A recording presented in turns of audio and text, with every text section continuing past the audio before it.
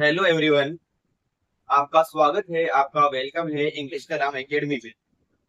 देखिए दोस्तों, आज का जो हमारा कंटेंट रहेगा, टॉपिक रहने वाला है वो है पास्ट कंटिन्यूअस टेंस। जो टेंस की हमारी सीरीज चल रही थी, मैंने आपको हर एक जो टेंस था या उसके यूजेस थे अलग अलग पढ़ाए। जैसे पहली क्लास में ले ली प्रेजेंट सिंपल टेंस की ले ली, उसके बाद जो अगली क्लास थी वो use of present simple tense था, फिर पास्ट सिंपल टेंस और फिर use of past simple tense, इस तरीके से। लेकिन आज हम पास्ट कंटिन्यूअस टेंस को और उसके यूजेस को, इन दोनों को एक साथ पढ़ने वाले हैं, ताकि आपका पास्ट कंटिन्यूअस टेंस जो है वो एक ही वीडियो में या एक ही लेक्चर में कंप्लीट हो सके। दोस्तों, इसके पहले की अगर वीडियोस आपने नहीं देखी हो तो मैं रिक्वेस्ट करता हूँ आपसे कि उन वीडियो को देखें, स्टार्टिंग से देखें, क्योंकि जो या जिस सीक्वेंस में आपको बढ़ा रहा हूँ वो एक दूसरे से कहीं ना कहीं कनेक्ट है। फर्स्ट पढ़ोगे, उसके बाद सेकेंड, फिर थर्ड, इस तरीके से आगे बढ़ते रहे। और क्रम से अगर पढ़ोगे तो आपको बेहतर रूप से समझ में आएगा, क्योंकि एक चीज दूसरे से लिंक जरूर होती है। टेस्ट से पहले मैंने आपको पार्ट्स ऑफ स्पीच पढ़ाए, इसी वजह से पढ़ाए कि हमें सेंटेंस में ये तो पता होना चाहिए कि सेंटेंस में नाउन क्या है, प्रोनाउन क्या है, एडजेक्टिव क्या है, वर्ब क्या है, सब्जेक्ट क्या है। ये सब चीजों से हमें फेमिलियर होना पड़ेगा। उसके बाद हम टेंस पर आए ताकि हम उसमें आइडेंटिफाई कर सके। चलो ठीक है दोस्तों, आज हम स्टार्ट करते हैं past continuous tense at usages. Past continuous है, पास्ट में कोई कार्य हो रहा होता है, कंटिन्यू में चल रहा होता है, तो उसको हम पास्ट कंटिन्यूअस टेंस करते हैं। सबसे पहले इसका स्ट्रक्चर वगैरह देखते हैं। एग्जाम्पल के सबसे पहले इसके हेल्पिंग वर्ब लेते हैं। इसकी हेल्पिंग वर्ब होती है दोस्तों वाज और वर।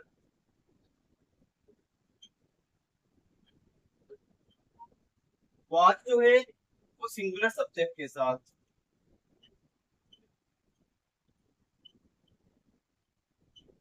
सिंगुलर सब्जेक्ट है तो वाज। अगर प्लूरल सब्जेक्ट है तो वर, और प्लस इनकी वर्ब की आईजी फॉर्म। दोस्तों, सिंगुलर सब्जेक्ट का तो वाज, जैसे ही है तो ही के साथ वाज, शी है तो शी के साथ वाज, राधा है तो राधा के साथ वाज। लेकिन राधा एंड गीता है तो वहां पर प्लूरल हो जाएगा, और प्लूरल होने की वजह से वहां पर हम यूज करेंगे वर। आई के साथ वाज, लेकिन दे के साथ वर, वी के साथ वर, ये प्लूरल सब्जेक्ट होते हैं। यानी जो प्लूरल सब्जेक्ट है उनके साथ वर का यूज करना है, और जो सिंगुलर सब्जेक्ट होते हैं उनके साथ वाज का यूज करना है। और ये कंटिन्यू वर्ड लिखा हुआ है, तो कंटिन्यू में वर्ब की आईएनजी फॉर्म यूज करते हैं। चाहे वो प्रेजेंट कंटिन्यूअस हो या पास्ट कंटिन्यूअस हो या फ्यूचर कंटिन्यूअस हो, जहां पर कंटिन्यूअस वर्ब आ गया तो वहां पर हमें हमेशा वर्ब की आईएनजी फॉर्म का यूज करना है। तो हमने इसके हेल्पिंग वर्ब देखी, मेन वर्ब आईएनजी फॉर्म होगी, सिंगुलर सब्जेक्ट के साथ वाज, एचपी होगी, और प्लूरल सब्जेक्ट के साथ वर्ब। अब इसको हम एग्जांपल के थ्रू समझने की कोशिश करते हैं। जैसे मैंने लिखा शी वाज राइटिंग। चूंकि यहाँ पर सब्जेक्ट सिंगुलर था और सिंगुलर होने की वजह से यहाँ पे हमने हेल्पिंग वर्ब वाज को चुना, और वर्ब की एनी फॉर्म जो है वो हो गई राइटिंग। इसमें मैं पूछूं सब्जेक्ट क्या है, तो सब्जेक्ट शी हो गया, हेल्पिंग वर्ब वाज हो गई, और मेन वर्ब जो है आईएनजी फॉर्म राइटिंग हो गई। अगर पार्ट्स ऑफ स्पीच में पूछूं कि शी कौन सा पार्ट्स ऑफ स्पीच है, तो शी जो है वो प्रोनाउन है, और प्रोनाउन कौन सा है दोस्तों, पर्सनल प्रोनाउन है। तो हम पीछे जो हमने पढ़ा है उसको भी रिकॉल करते रहे। वाल जो है यहाँ पर हेल्पिंग वर्ब है, और राइटिंग जो है यहाँ पर मेन वर्ब है। तो हम इसका स्ट्रक्चर खुद बना सकते हैं। सबसे पहले क्या आएगा, अफर्मेटिव सेंटेंस की बात की जाए तो सबसे पहले सब्जेक्ट, उसके बाद हेल्पिंग वर्ब, और हेल्पिंग वर्ब में वाज या वर, उसके बाद मेन वर्ब, और उसके बाद अगर सेंटेंस में ऑब्जेक्ट है तो ऑब्जेक्ट। ये इसका अफर्मेटिव सेंटेंस का स्ट्रक्चर रहने वाला है। इसलिए पहले आप स्ट्रक्चर याद ना करके पहले सेंटेंस को समझे, उसके बाद आप खुद जो है स्ट्रक्चर बनाने में बना सकते हैं। उसके बाद मैंने इसका नेगेटिव लिया। नेगेटिव जो है वो नोट तीसरे स्थान पे लग जाएगा, शी वॉज नॉट राइटिंग, यानी वह नहीं लिख रही थी। इसका बनाया होगा सब्जेक्ट प्लस हेल्पिंग वर्ब, और उसके बाद फिर सिस्टम में नोट और वर्ब की आईएनजी फॉर्म, और अगर ऑब्जेक्ट होगा सेंटेंस में तो ऑब्जेक्ट। ये अफर्मेटिव सेंटेंस का एग्जांपल है, ये नेगेटिव सेंटेंस का एग्जांपल है। अब हम लेते हैं इंट्रोगेटिव। इंट्रोगेटिव का मैंने आपको बताया था कि इंट्रोगेटिव जो सेंटेंस होता है वो उसी टेंस की हेल्पिंग वर्ब से उसको स्टार्ट कर देते हैं। इस टेंस की हेल्पिंग वर्ब है यहाँ पर वाज, तो वाज को मैं पहले ले लूंगा, तो हमने लिखा वाज। इसके बाद शी सब्जेक्ट हो गया, और वर्ब की आईजी फॉर्म जो है राइटिंग, और क्वेश्चन मार्क लगेगा। तो वाज शी राइटिंग का मतलब होगा क्या वह लिख रही थी, और इसको हम स्टार्ट करने वाले हैं हेल्पिंग वर्ब से प्लस सब्जेक्ट प्लस वर्ब की जो आईएनजी फॉर्म होगी और प्लस ऑब्जेक्ट, अगर ऑब्जेक्ट होगा तो, और क्वेश्चन। जहां तक मुझे उम्मीद है आपको समझ में आया होगा। उसके बाद देखिए चौथा जो interrogative with W H word, किसी भी डब्ल्यू एच वर्ड से उसको बना सकते हैं, जैसे where was she writing। इसका मतलब हो जाएगा when was she writing, वह कब लिख रही थी। इसका हेल्पिंग वर्ब में डब्ल्यू एच वर्ड प्लस वही हेल्पिंग वर्ब प्लस वही सब्जेक्ट प्लस वर्ब की आईडी, और प्लस ऑब्जेक्ट होगा तो ऑब्जेक्ट। अगर क्वेश्चन में जैसे कुछ चीज के लिए पूछा जाए, अगर वेन का इस्तेमाल हुआ है तो आंसर में जो है वो टाइम नहीं आएगा। अगर वेरियर से पूछा गया है तो आंसर में वेरियर का जो है आंसर होगा वही आएगा, ठीक है ना। तो W H word plus help का प्लस सब्जेक्ट प्लस वर्ब की आएंगे कौन, और यहाँ पे जो है ये क्वेश्चन वर्ड। ये तो हुआ हेल्पिंग वर्ब। अगर वाज सब्जेक्ट सिंगुलर सब्जेक्ट हो तो वहां पर हमें हेल्पिंग वर्ब वाज का इस्तेमाल करना है। थोड़ी देर के लिए सोचो, अगर यहाँ पर दे सब्जेक्ट था तो वाज की जगह क्या करते दोस्तों, वर्ब करते थे, बाकी का स्ट्रक्चर सेम रहता। जैसे दे वर राइटिंग, वे लिख रहे थे, दे वर नोट राइटिंग, वे नहीं लिख रहे थे, वर दे राइटिंग, क्या वे लिख रहे थे, वे वर दे राइटिंग, वे क्या लिख रहे थे, सॉरी वे कब लिख रहे थे। अगर वी से बनाना चाहे, हम खेल रहे थे, इसकी कैसे बनेगी, तो we were playing, we were not playing, were we playing, way were we playing. यानी सब्जेक्ट के मुताबिक जो है हेल्पिंग वर्ब का यूज करना है। अगर वो सिंगुलर सब्जेक्ट होगा तो हेल्पिंग वर्ब वाज लगेगी, अगर प्लूरल सब्जेक्ट होगा तो उसके साथ वर्ब का इस्तेमाल हम करेंगे। तो उम्मीद है आपको ये समझ में आया होगा। अब हम इसके देखेंगे यूज। अब हम इसके यूज देखने वाले हैं कि इनका यूज किन किन सिचुएशन में होगा। यूज देखने से पहले हम इसके एडवर्बियल वर्ड्स देखेंगे कि कौन कौन से इसके एडवर्ब होते हैं। एडवर्ब को आप याद जरूर करें। Adverb at what time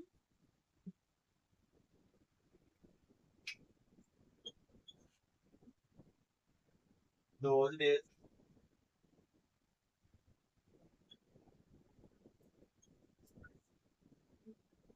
that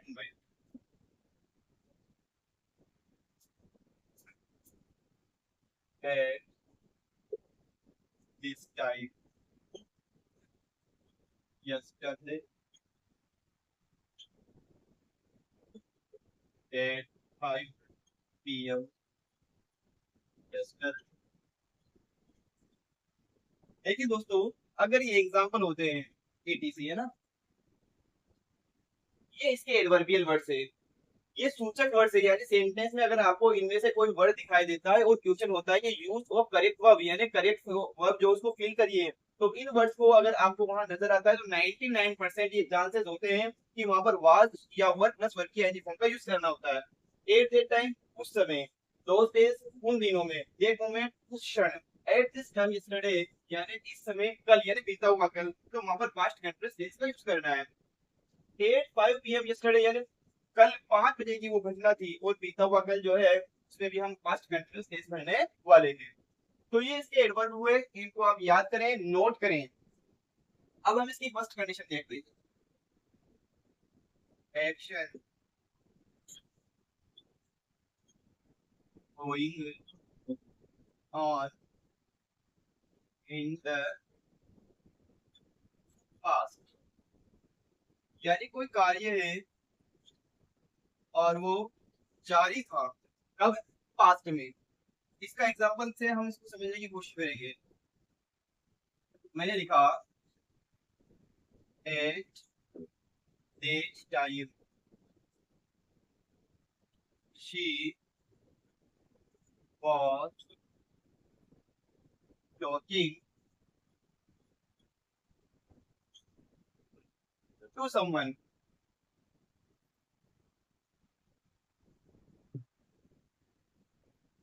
तो मैं एग्जांपल लिखा एट दैट टाइम, मैंने उस समय शी वाज टॉकिंग, वह बात कर रही थी, टू समवन, किसी से। ये जो टेंस है पास्ट कंटीन्यूअस का टेंस है, इसका हमें इंडिकेशन कैसे मिला, कैसे पता लगे, कैसे पता लगा? तो ये एट दैट टाइम जो वर्ड है, ये किसका इंडिकेशन होता है, किसकी एडवर्ब होती है दोस्तों? ये पास्ट कंटीन्यूअस की होती है। इस वजह से यहाँ पर सिंगुलर सब्जेक्ट है, और सिंगुलर सब्जेक्ट की वजह से यहाँ पर हेल्पिंग वर्ब वाज दी, और उसके बाद मेन वर्ब किया, ये फॉर्म का इस्तेमाल किया। इसका मतलब हुआ एट दैट टाइम, उस समय पर जो है वो किसी से बातचीत कर रही थी। दूसरा एग्जाम्पल लेते हैं। एट दिस टाइम यस्टरडे, यानी एक दिस टाइम, इस समय। यस्टरडे यानी बीते हुए कल, यानी इस समय बीते हुए कल। She was cooking food. इसका मतलब ये हुआ कि इस समय जो है वह क्या कर रही थी, खाना पका रही थी। एट दिस टाइम यस्टरडे जो है वो इसका संकेत देता होता है दोस्तों, ये होता है पास्ट कंटीन्यूअस टेंस का संकेत होता है। उसके बाद तीसरा, eight 5 PM yesterday children were playing। इसका मतलब देखिए, 8:05 PM yesterday, यानी कल जो है 5 बजे की बात है। कल 5 बजे बच्चे जो है वो खेल रहे थे। अब यहाँ पर चिल्ड्रन जो है, यहाँ पर प्लूरल सब्जेक्ट है। चाइल्ड सिंगुलर होता है, चिल्ड्रन प्लूरल होता है। अब यहाँ पर प्लूरल होने की वजह से हमने यहाँ पर वर्ब का इस्तेमाल किया, क्योंकि प्लूरल सब्जेक्ट का वर्ब आ गया, उसके बाद में फॉर्म का इस्तेमाल किया। तो दोस्तों जो use of past continuous tense था, उसका ए जो ऑप्शन है आपका, वो कंप्लीट हुआ। उसके बाद भी वाला देखिए,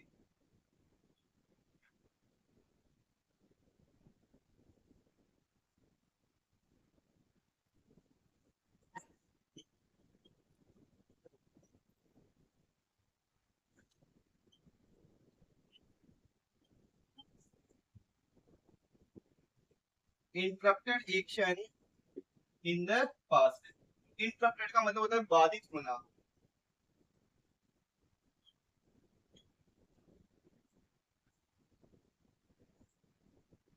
अब इसमें देखिए, मैं दो वर्ड लिखता हूँ यहाँ पे, इंटरप्टेड एक्शन। एक लिखा इंटरप्टिंग एक्शन। इसमें होगा बाधित होने वाला कार्य।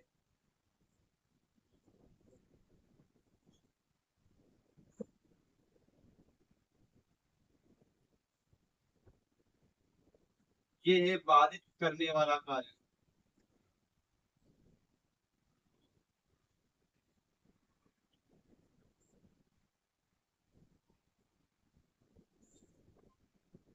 अगर इंटरप्टेड एक्शन है तो हम लेंगे past continuous tense. Interrupting action है तो हम भरेंगे पास्ट सिंपल टेंस। देखिए दोस्तों, बाधित होना, दो कार्य हैं। एक तो किसी में बाधा उत्पन्न करता है, और एक बाधा उत्पन्न हो रही है। तो इंटरप्टेड एक्शन का मतलब है कि बाधित होने वाला कार्य। इंटरप्टेड एक्शन में पास्ट कंटिन्यूअस टेंस का यूज करना है, जबकि जो कार्य को बाधित कर रहा है, व्यवधान उत्पन्न कर रहा है, तो हम वहां पर इंटरप्टेड एक्शन में पास्ट सिंपल टेंस का यूज करेंगे। अब हम इसको एग्जांपल के थ्रू समझते हैं। अब हम इसको यहाँ पर नोट करते हैं। यदि कार्य जारी था तो उसे पास्ट कंटिन्यूअस में, जबकि जिसने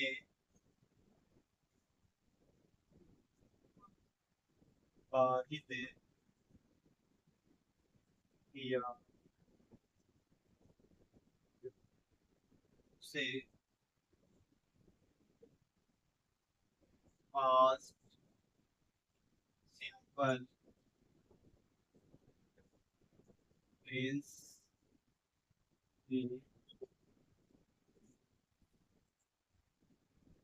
करते हैं।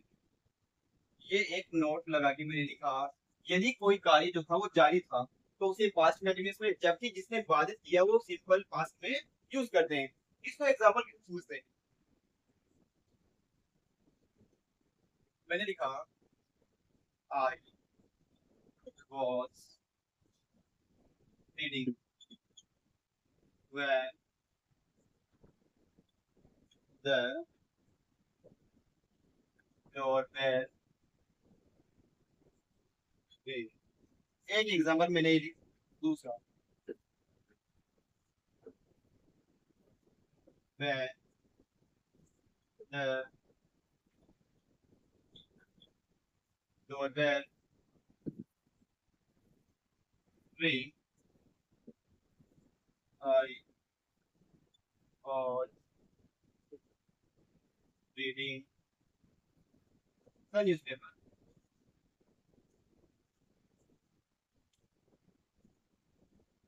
यहाँ मैंने दो एग्जांपल आपके सामने प्रेजेंट किए। आई वॉज रीडिंग में पढ़ रहा था, when जब द डोरबेल रिंग, जब जो है घंटी बजी, दरवाजे की घंटी बजी। अब यहाँ पर कौन सा कार्य बाधित हुआ? ये कार्य बाधित हुआ। आई वॉज रीडिंग में पढ़ रहा था और पढ़ते पढ़ते जो है किसी ने दरवाजे की घंटी बजा दी। तो विरोधात किसने उत्पन्न किया, बाधा किसने उत्पन्न की, किसने। तो यहाँ पर ये पास्ट सिंपल टेंस हो गया, यहाँ पर ये सब्जेक्ट हो गया और ये वर्ब की सेकंड फॉर्म हो गई, यानी पास्ट सिंपल टेंस ये हो गया। यहाँ पर वाज रीडिंग, तो यहाँ पर सब्जेक्ट था और ये जो यहाँ पे है पास्ट कंटिन्यूअस टेंस का यूज है, क्योंकि ये बाधित हो रहा है। जो बाधित होने वाला जो होता है वो पास्ट कंटिन्यूअस में, और बाधित जो करता है वो पास्ट सिंपल में। इसका मतलब हो गया आई वाज रीडिंग में पढ़ रहा था जब घंटी बजी, तो घंटी बजी उसने बाधित किया और पढ़ने के कार्य जो था वो बाधित हुआ। इसी सेंटेंस को हम इस तरीके से लिख सकते हैं कि व्हेन द डोरबेल रिंग, जब घंटी बजी, I was reading the newspaper में न्यूज़पेपर पढ़ रहा था। बस ये कि इस सेंटेंस को उधर रख दिया और उस सेंटेंस को इधर रख दिया। ध्यान ये रखना है कि जब हमने पास्ट पर मेरे लिया तो यहाँ पर कोमा लगा के दूसरे सेंटेंस को यहाँ पर हमें स्टार्ट करना। तो एक तरफ पास्ट सिंपल हो गया और एक तरफ पास्ट कंटिन्यूअस हो गया। किस सिचुएशन पे होता है मैंने आपको बता दिया है। एक और देखते हैं। He phoned me, उसने मुझे फोन किया। When I was doing some important work। एक ने लिखा they were crossing the road when I saw them। अब यहाँ देखिए, ई फोन में उसने मुझे फोन किया, यहाँ पे ये पास्ट सिंपल है क्योंकि सब्जेक्ट प्लस वर्ब की सेकंड फॉर्म का यहाँ इस्तेमाल हुआ है। तो ई फोन में उसने मुझे फोन किया, फिर जब आई वाज डूइंग में कर रहा था वो इंपॉर्टेंट वर्ब, तो यहाँ पर ये जो है पास्ट कंटिन्यूअस टेंस हो गया और यहाँ पर वर्ब की सेकंड फॉर्म है तो पास्ट सिंपल टेंस हो गया। बाधित किसने किया, इसलिए बाधित जो करता है वो होता है पास्ट सिंपल में, और जो हो रहा है वो होता है पास्ट कंटिन्यूअस में। फिर हमने लिखा they were crossing the road, वे रोड को पार कर रहे थे, वे आई साथ, जब मैंने उनको देखा। तो यहाँ पर ये वर्ब की सेकंड फॉर्म आ गई, यानी पास्ट सिंपल टेंस, और यहाँ पर वर्ब प्लस वर्ब की ऐसी फॉर्म आ गई, तो ये हो गया पास्ट कंटीन्यूअस टेंस। तो दोस्तों यहाँ पर मैंने आपको बताया इंटरप्टेड एक्शन वाले सेंटेंस। इंटरप्टेड एक्शन जो होता है वो पास्ट कंटिन्यूस में, और इंटरप्टिंग एक्शन वो होता है पास्ट सिंपल टेंस में। यानी जो बाधा करने वाला पास्ट सिंपल में, और जो बाधा खुद में हो रही है वो पास्ट कंटिन्यूस टेंस में उसका यूज होता है। अब हम देखते हैं एक एग्जांपल, जैसे यहाँ पर नोट किया मैंने एक, the verb is non continuous verb. इसका मतलब क्या है दोस्तों, if the verb is non continuous verb, यानी अगर ऐसी वर्ब है जो नॉन कंटिन्यू होती है, मैंने आपको बताया भी था इस क्लास के पहले वाली क्लास में कि कंटिन्यूअस वर्ब कौन सी होती है, नॉन कंटिन्यूअस वर्ब कौन सी होती है। तो अगर वर्ब जो है नॉन कंटिन्यूअस वर्ब है, use past simple tense in place of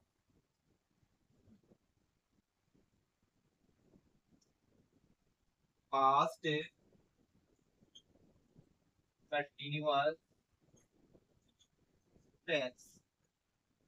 इस लाइन का मतलब समझे, अगर वर्ब जो है नॉन कंटिन्यूअस वर्ब है तो हमें पास्ट सिंपल टेंस का यूज करना है किसकी जगह, पास्ट कंटिन्यूअस की जगह। क्योंकि कंटिन्यूअस प्रेजेंट कंटिन्यूअस हो, पास्ट कंटिन्यूअस हो, फ्यूचर कंटिन्यूअस हो, इनमें कंटिन्यूअस वर्ब ही आती है, नॉन कंटिन्यूअस वर्ब का इस्तेमाल नहीं होता है। तो अब इसमें क्या होता है कि अगर वर्ब जो है नॉन कंटिन्यूअस वर्ब है तो हमें उस सिचुएशन में पास्ट कंटिन्यूअस टेंस का यूज नहीं करना है, हमें उस पास्ट कंटिन्यूअस की जगह पास्ट सिंपल टेंस का यूज करना है। आओ अब इसको हम एग्जांपल की तरफ समझते हैं।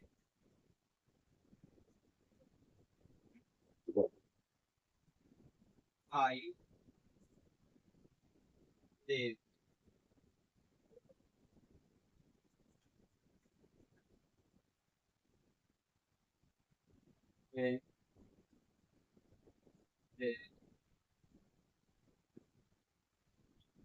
कॉल, जब उन्होंने कॉल किया, अब यहाँ पर ऑप्शन में सीइंग है और एक लिखा मैंने सा। अब यहाँ पे देखिए बच्चों, यहाँ पे जे कॉल में यहाँ पर पास्ट सिंपल आ गया, कोई दिक्कत नहीं है, लेकिन एम सीइंग कर सकते हैं क्या, नहीं कर सकते, क्योंकि सी जो वर्ब होती है ना वो नॉन कंटीन्यूअस वर्ब होती है। आई एम सीइंग नहीं हो सकता, आई सी हो सकता है। आई वाज सीइंग नहीं हो सकता, आई सा हो सकता है। जो अस बल्कि आई की ना नॉन कंटीन्यूअस वर्ब होती है, इस वजह से यहाँ पे इसका यूज ना करके हमें क्या करना पड़ेगा, सा का यूज करना पड़ेगा।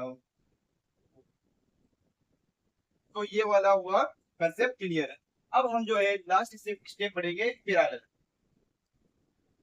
दोस्तों लास्ट स्टेप है ए हमने पढ़ा, यूज में बी हमने पढ़ा, अब है C parallel action. Parallel action का मतलब होता है जब एक साथ दो कार्य चल रहे होते हैं तो हम उस सिचुएशन में पास्ट कंटीन्यूअस टेंस बढ़ते हैं।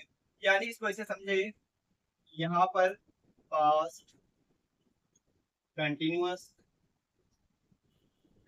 प्लस वाइल, फिर past continuous,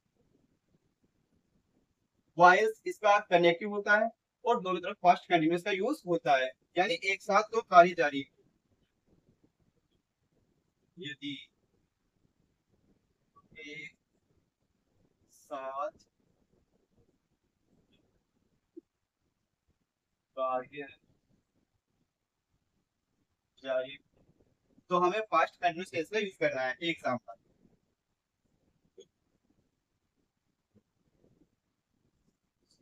I was reading the newspaper while Nahid और स्लीपिंग। ये लिखता हूँ, children were playing, I Raju is watching TV. यहाँ दो सेंटेंस देखिए, यहाँ पर ये भी वाई से जुड़ा हुआ है और यहाँ पर ये भी वाई से जुड़ा हुआ है, यानी दो पैरेलल एक्शन है जो एक साथ जारी है। मैंने लिखा I was reading the newspaper, मैं न्यूज़पेपर पढ़ रहा था, वाइल जबकि नाहिद वाज स्लीपिंग, नाहिद सो रहा था। ये दोनों एक साथ जारी थे, इस वजह से इधर भी पास्ट कंटीन्यूअस टेंस लिया और इधर भी पास्ट कंटीन्यूअस टेंस लिया। फिर लिखा चिल्ड्रन वर प्लेइंग, बच्चे खेल रहे थे, वाइल जबकि Raju is watching TV, Raju जो है टीवी देख रहा था। ये तो ऐसी सिचुएशन है यहाँ पर दो कार्य एक साथ होते हैं, दो वर्क एक साथ पैरेलल एक्शन होते हैं और वाइल इसमें कनेक्टिव होता है। तो दोस्तों, जो पास्ट कंटीन्यूअस टेंस था, आज इस क्लास में, एक ही क्लास में हमने इसको फिनिश किया, कंप्लीट किया। उम्मीद है आपको बेहतर रूप से समझ में आया होगा। फिर भी अगर कोई आपके मन में डाउट रहता है, उस डाउट को आप कमेंट बॉक्स में जरूर लिखें, ताकि मुझे पता लग सके कि आप समझने में कहाँ पर कमी कर रहे हो या कोई चीज आपको समझ में नहीं आ रही है, डाउट आपका हो रहा है। तो उस सवाल को, उस क्वेश्चन को या इससे रिलेटेड ग्रामर के कोई अन्य सवाल जो आपको समझ में नहीं आते हो, उसको आप कमेंट सेक्शन में जरूर लिखें। मैं जरूर कोशिश करूंगा कि उसका आंसर अगले वीडियो में मैं यहाँ पर दे सकूं। अगर ये वीडियो आपको पसंद आई तो इसको जरूर लाइक करें, शेयर करें और अपने दोस्तों को भेजना ना भूलें। ठीक है दोस्तों, आज का सेशन यही समाप्त करते हैं। जय हिंद, जय भारत।